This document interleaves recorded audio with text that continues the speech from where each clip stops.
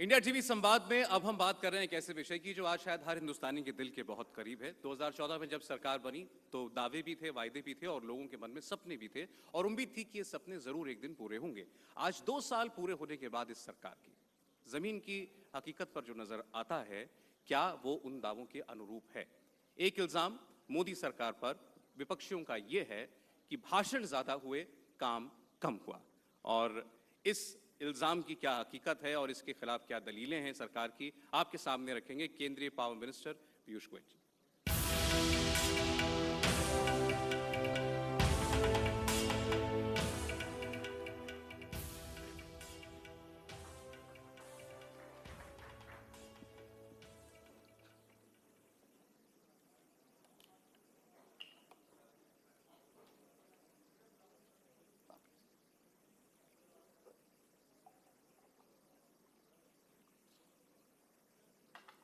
पीयूष जी, आप इस सरकार के ज्यादा विजिबल, ज्यादा वोकल, ज्यादा सैवी, ज्यादा ट्रैवल करने वाले और अपने वायदों के बारे में लोगों को, और आप जो काम कर रहे हैं उसके बारे में कम्युनिकेट करने वाले मंत्रियों में से एक हैं। तो मैं आपकी स्पेसिफिक मिनिस्ट्री के बारे में और आपके काम के बारे में बाद में बात करूंगा, लेकिन जो अभी हमने बात कही कि ऐसा एक भाव अब कुछ लोग महसूस करने लगे हैं कि काम की रफ्तार जैसी आप बताते हैं, क्या वाकई हकीकत में वैसी है? क्योंकि आदमी ये सोचता है कि मेरी जिंदगी में क्या परिवर्तन आया। ऐसा है, जब सरकार बनी थी तो हमारे सामने दो पर्याय थे। एक तो ये पर्याय था कि हम क्विक फिक्स सॉल्यूशंस में लग जाएं, जनता को मन बहलाने वाली कुछ चीजें तुरंत सामने दिखने वाली, जिसको आप कई लोग ऑन द ग्राउंड इम्पैक्ट की बात करते हैं, उन कामों में लग जाए और शायद 2-4 साल में एकदम एक ऊपरी ऊपरी बहुत अच्छा हो गया ऐसा माहौल बन सकता था, जिसको मैं कई बार एनालॉजी के रूप में बताता हूं कि सरकार के सामने पर्याय था कि 3-4 मंजिले की बिल्डिंग बनानी या 100 मंजिले की बिल्डिंग बनानी। जब 3-4 मंजिले की बिल्डिंग बनानी होती है तो एक छोटा सा खड्डा खोदो, थोड़ा बहुत कचरा निकालो, उस पर एक छोटी सी फाउंडेशन, और उस फाउंडेशन, ऐसी फाउंडेशन जो 3-4 मंजिले की बिल्डिंग ले सके। आप 5वें-6ठे मंजिले तक पहुंचो तो बिल्डिंग कोलैप्स हो जाती है, जो एक प्रकार से 2008-9 में विश्व के कई देशों ने किया और भारत ने भी किया। जब फिस्कल डेफिसिट को 2%, 2.9 से 6.1% पे जाने दिया, महंगाई धनाधन बढ़ती गई, fiscal deficit, current account deficit हर घाटे में बढ़ोतरी होती रही। उसमें एक 2009-10, 10-11 का आंकड़ा देखो तो लगता है जैसे बहुत अच्छा हो गया, लेकिन जब पोल खुलने लगे और जब उसका लॉन्ग टर्म इम्पैक्ट सामने आया तो द इकोनॉमी ऑलमोस्ट कोलैप्स्ड, अर्थव्यवस्था एकदम डामाडोल हो गई। मोदी जी ने कहा कि हमारी सरकार को जनता ने जो प्रतिसाद दिया है, जो प्यार दिया है, वो इसलिए नहीं दिया कि हम कोई उनका छोटा मोटा शॉर्ट टर्म गेन करें। हमें भारत की अर्थव्यवस्था, भारत के भविष्य को इतना सुंदर निर्माण करना है कि सालों साल और दशकों तक इसका लाभ भारत को मिलता रहे। तो ऐसा तय हुआ कि एक स्ट्रॉन्ग फाउंडेशन बनाया जाए, जिसके ऊपर जिसकी आधार इतनी स्ट्रॉन्ग हो कि 100 मंजिला बिल्डिंग भी बने तो वो उसको ले सके। अब जब वो बनाने की आप कल्पना करते हो तो खड्डा भी बहुत नीचे तक जाना पड़ता है, खड्डा नीचे तक जाओ तो उतना कचरा निकालना पड़ता है, और हमने ये सब किया है 2 वर्ष में। कितना मक निकला है इस पूरे सिस्टम में से, कितनी मिसमैनेजमेंट थी, कितनी अंडर परफॉर्मेंस थी, कितनी करप्शन थी, और कितना किथ एंड किन को बेनिफिट मिलता था, जिसको मैं मक कहता हूं, MUCK। Mismanagement, under performance, corruption and benefits to kith and kin. तो ये भारत, इन मक को निकाल के एक सॉलिड फाउंडेशन बनाना, और वो फाउंडेशन इतनी मजबूत होनी चाहिए, नींव, कि वो पोरस नहीं हो, उसमें कोई गलत चीजें ना घुस सके, इतनी मजबूत हो कि हर बार जब एक एक फ्लोर बढ़ता रहे तो उसका बोझ ले सके। ऐसे हमने जो ये आधार बनाया है पूरे भारत के भविष्य का, इसके चलते अब आप दशकों तक भारत में अच्छा शासन, साफ शासन, ईमानदार शासन और एक transparent, honest, development oriented regime आगे देख सकेंगे। इसमें 2-3 सवाल है आपसे कि ये जो आपने भारत निर्माण या भारत निर्माण की इमारत जो आप बुलंद कर रहे हैं, ये अभी किस स्टेज में है? अभी आप गड्ढा खोद रहे हैं, उसकी नींव भरी जा चुकी है या कोई एक आधा माला भी बन गया है? हर एक चीज हुई है, अलग अलग इलाकों में, अलग अलग क्षेत्रों में परिस्थिति स्वाभाविक ही अलग होगी। हो सकता है कि कोई एक क्षेत्र में खड्डा जल्दी खुद के मौका मिला और हमने उसमें काम आगे बढ़ा दिया। उदाहरण के लिए आज कोयले का क्षेत्र है, कोयले के क्षेत्र में हमारे आते ही जो एक तरीके से डिल्यूज था, आपको याद होगा स्क्रीमिंग हेडलाइंस कि कोयले की कमी है, आधे से ज्यादा प्लांट्स कोयले से के अभाव में है, कभी भी बिजली आप लोगों के घर में जा सकती है। Of course public memory short, लोगों को अब याद नहीं है 2 वर्ष पहले की क्या हेडलाइंस होती थी। और उसके ऊपर 204 कोल के खदानों का आवंटन रद्द किया गया सुप्रीम कोर्ट द्वारा 24 सितंबर को 2014। अब उस परिस्थिति में मुझे अभी भी याद है, सबको धारणा थी कि अब भारत में बहुत बुरा हाल होने वाला है बिजली का और कोयले के क्षेत्र का।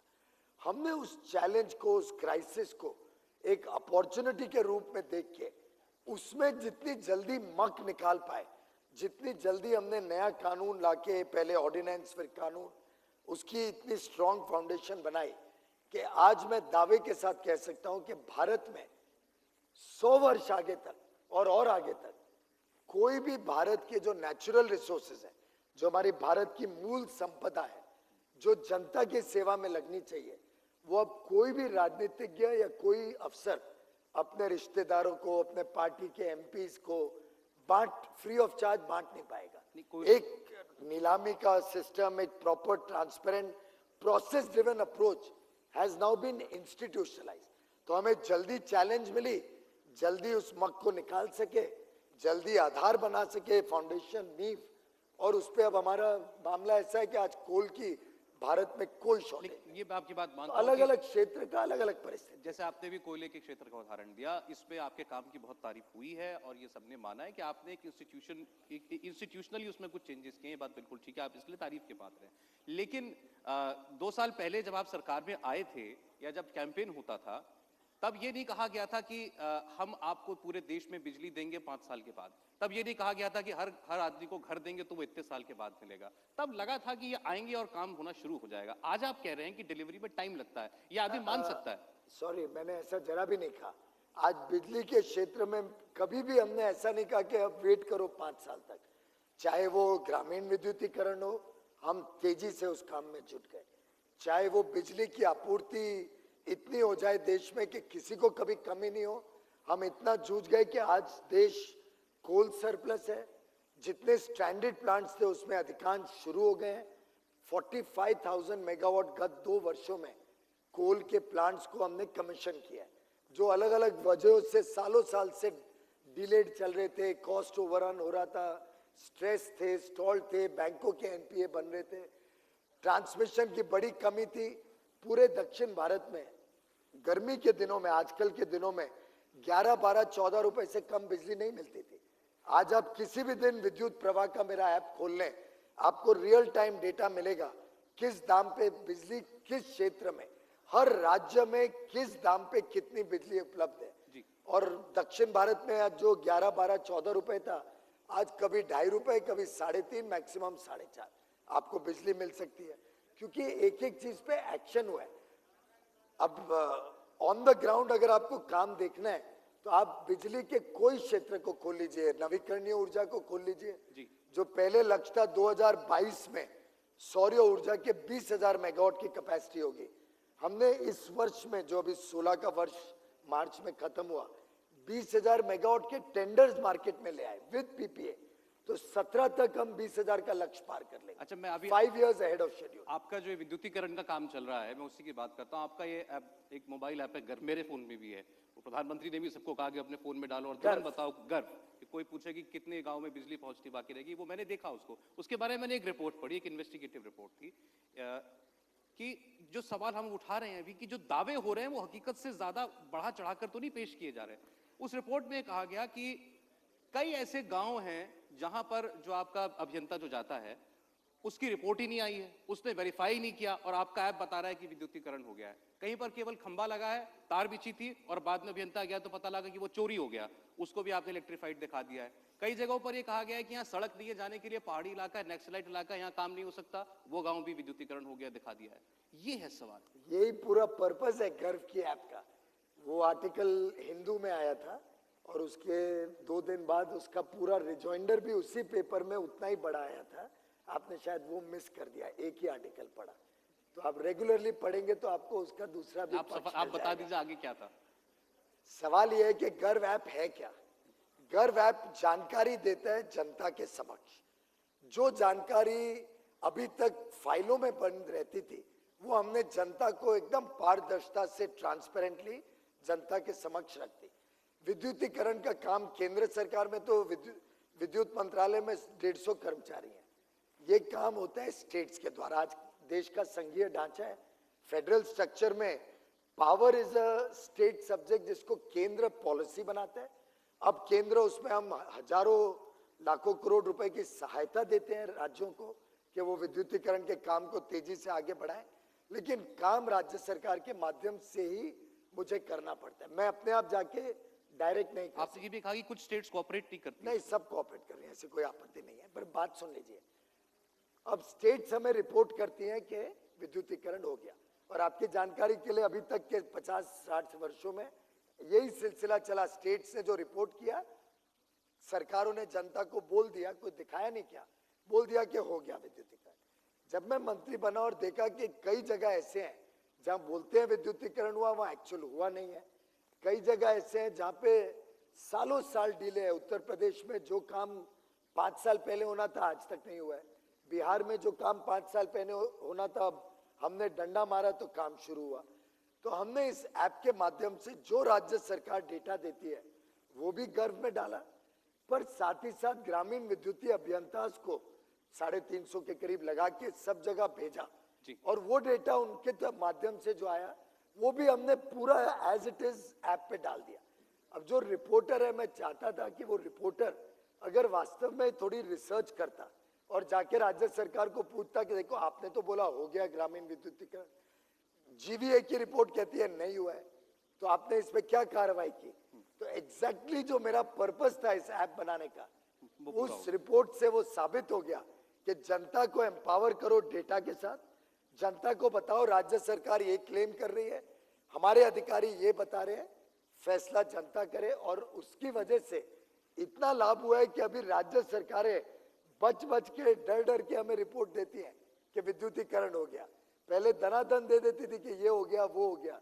अब हमारे जीवीएस जाके जब वेरीफाई करते हैं और वो रिपोर्ट ट्रांसपेरेंटली आप लोग के लिए अवेलेबल है, ऐप पे आपके लिए अवेलेबल है कि आप थोड़ी इन्वेस्टिगेटिव जर्नलिज्म करें उस पे, तो उससे काम की क्वालिटी सुधरी, टाइमलीनेस सुधरा और ऑनेस्टी सुधरी। अच्छा, ये तो एक विभाग की बात होगी, मैं थोड़ी मैक्रो लेवल पर बात करना चाहता हूँ। जो आज दावा किया जा रहा है कि हमारी इकोनॉमी एक ऐसी आर्थिक वैश्विक अर्थव्यवस्था में जो कि बहुत सुदृढ़ नहीं है, हम बहुत अच्छा कर रहे हैं या बहुत अच्छा नहीं भी कर रहे हैं तो हम मजबूत हैं। विपक्ष का आरोप यह है कि आप ये सरकार, ये मोदी सरकार आंकड़े गढ़ती है अपने फायदे के लिए, दुनिया को बताने के लिए फर्ज करती है आंकड़ों के साथ। जैसे आपने कह दिया जीडीपी ग्रोथ रेट 7.6% है। मैंने आर्टिकल पढ़े, जयराम रमेश जी कह रहे हैं कि 6.5-7 के बीच में, तो जयराम रमेश जी 6.5%, 7% के बीच में एक्चुअल ग्रोथ रेट है। जवाब वो देंगे। नहीं, उनका आरोप यह है कि दुनिया में कोई मानता नहीं है असलियत में हमारी सरकार जो भी कहे। मुझे तो सरप्राइज हो रहा है कि जयराम जी ने आरोप में भी 6.5 दे दिया, उन्होंने तो 3% देना चाहिए था। तो आरोप लगाना तो बहुत आसान है।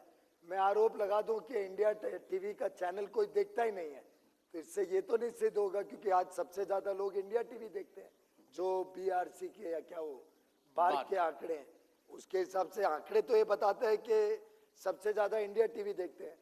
समझो कोई आपका विपक्ष का चैनल बोल दे कि नहीं नहीं ये बार के सब आंकड़े गलत है, इंडिया टीवी तो 2% लोग नहीं देखते, तो अब आप उसका जवाब दोगे कि वो दूसरे को जस्टिफाई करना पड़ेगा। आप तय कर लो। अच्छा, ये जो बड़े बड़े काम सरकार कर रही है, जो आपने बताया देश के लिए एक नींव भरने के बराबर काम है, इसमें जो एक आम आदमी की सबसे ज्यादा जो उसको हर दिन परेशान करती है चीज, वो है महंगाई। और ये हकीकत है, मुझे लगता है आप इससे बिल्कुल वाकिफ होंगे। आप किसी आज भी मिडिल क्लास आदमी से, लोअर मिडिल क्लास आदमी से जाके बात करें तो वो ये नहीं कहता कि महंगाई कम हो गई, उसके राशन के का बिल कम नहीं हुआ है। तो ये इस पर क्यों उतना जोर नहीं है, या जोर है तो क्यों नहीं हम इस पर कामयाब हैं? देखिए, जोर तो बकायदा पूरा है, और अगेन ये आंकड़े कोई हम नहीं बनाते हैं, ये आंकड़े तो पूरे व्यवस्था के हिसाब से बनते हैं, उसकी पूरी स्टैटिस्टिकल डिवीजन है, और हमने नहीं कायम किया, ये सदियों से चले आ रही है। तो बहुत क्लियरली आंकड़े, दोनों आंकड़े, होलसेल प्राइस इंडेक्स तो शायद आज 17 महीनों से नेगेटिव टेरिटरी पे, there is a GDP deflator, यानी होलसेल लेवल पे प्राइसेस तो घट रहे हैं बढ़ने के बदले। रिटेल लेवल पे भी जो डबल डिजिट इन्फ्लेशन हमने विरासत में ली पाई थी, वो आज के दिन पिछले महीने तक 4.83% थी, अभी जो लेटेस्ट डेटा है 5.3% के करीब, उस रेंज में आ गई, मतलब less than 50% of what we inherited. स्वाभाविक है कि कुछ कारणों से, और खासतौर पे आज ऐतिहासिक है कि लगभग 3 वर्षों से सूखा पड़ा है, ड्राउट रहा है इस देश में। ऐसे में कुछ क्रॉप्स और कुछ आइटम्स में महंगाई पाई गई है। एक बीच में अनियंस के ऊपर महंगाई हुई थी, ऐसे ही दालों में पीछे महंगाई हुई थी, पर उसकी गहराई में जाना, उसकी रूट कॉज एनालिसिस करना, और उस रूट कॉज एनालिसिस की फाइंडिंग्स को लेके अगेन एक स्ट्रक्चरल इंप्रूवमेंट के, ओवरनाइट तो हम दालों की प्रोडक्शन ओवरनाइट नहीं बढ़ सकती है, लेकिन कैसे अगले 2-3 वर्ष में हम सेल्फ सफिशिएंसी लाएं दाल में, उसके लिए कैबिनेट में बहुत विस्तार से चर्चा हुई। चर्चा के बाद आगे का रोड मैप बनाए, और आप देखेंगे हर वर्ष अब कैसे दाल का आउटपुट बढ़ेगा। और उसी के साथ साथ फॉर बेटर मैनेजमेंट हमने 500 करोड़ रुपए रख के एक फंड रखा है, बनाया है, जिससे टाइमली इंपोर्ट करके अगर कोई वस्तु की कमी हो तो हम उसको भर सके।